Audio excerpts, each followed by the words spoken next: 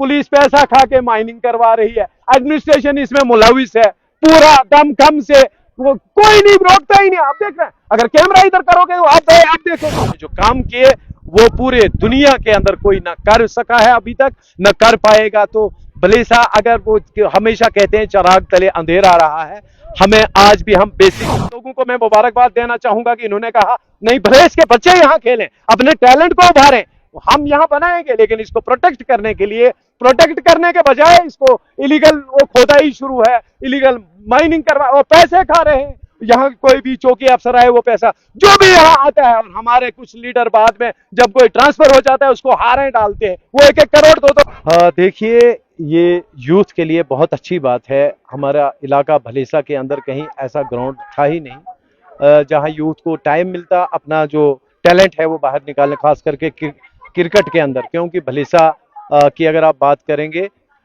यहाँ से international cricketer हैं मिथुन मनाज जी, भले वो यहाँ खेल के नहीं गए हैं, वो जम्मू खेल के गए, कहीं से गए, लेकिन अपॉर्चुनिटी उनको आगे जाके ही मिली, इसलिए कि यहाँ बेसिक फैसिलिटीज जो है, जो बेसिक फैसिलिटीज चाहिए आपको स्पोर्ट्स के लिए, वो कोई भी कोई भी फील्ड ले लो आप, खाली क्रिकेट की बात नहीं, यहाँ वॉलीबॉल है, हॉकी है, फुटबॉल है, बहुत सारी जो भी गेम्स हैं, टेनिस है, टेबल टेनिस है, यहाँ कोई इंडोर गेम के लिए कोई नहीं है, आउटफील्ड यहाँ कहीं पे थी ही नहीं। अभी यहाँ ये जो पंचायत किल्होत्रान के कुछ रुकूमात थे, इससे हमने इसको यहाँ प्लान किया है।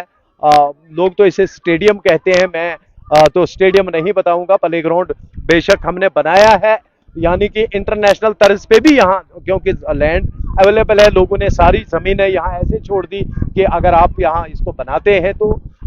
लेकिन सरकार ने इस तरफ अभी तक कोई तवज्जो मरकूज नहीं की। पिछले दिनों एमएलए साहब भी यहाँ आए, उन्होंने बताया है इसको इंटरनेशनल स्टेडियम हम बनाएंगे, हम इंतजार करेंगे वो उसकी बात का।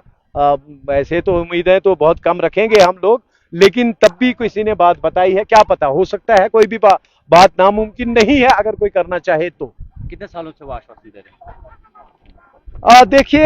आप देख रहे हैं जम्मू कश्मीर के में ये जो 2014 के बाद आए, पूरे मरकज में भी और पूरे मुल्क के साथ साथ यहाँ जम्मू कश्मीर में भी इनकी सरकार रही, तो आश्वासन अगर भारतीय जनता पार्टी के या इनकी सरकार की आप देखोगे तो ये तो जुमलेबाजियों में मशहूर है,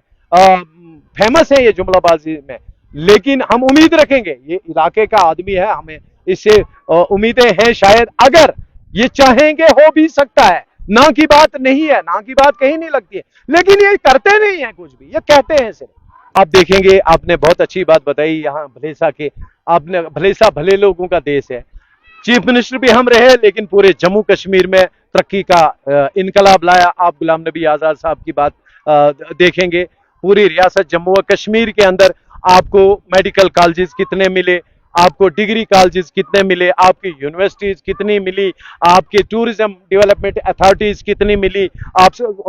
देख रहे हैं ट्रिपल शिफ्ट तक मैं 2.5 साल के वक्फे में आजाद साहब ने जो काम किए वो पूरे दुनिया के अंदर कोई ना कर सका है अभी तक, न कर पाएगा। तो भलेसा अगर वो हमेशा कहते हैं चिराग तले अंधेरा रहा है, हमें आज भी हम बेसिक